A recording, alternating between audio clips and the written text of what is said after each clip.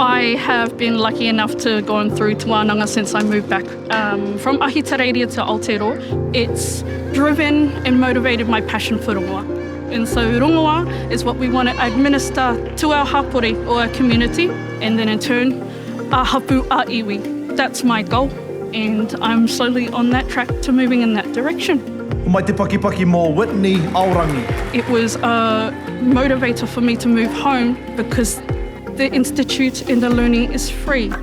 And so the atmosphere, the whakawhanaungatanga, the manaakitanga that you experience with Te Wānanga Aotearoa in Rarawera has driven and motivated me to keep going through my studies through here.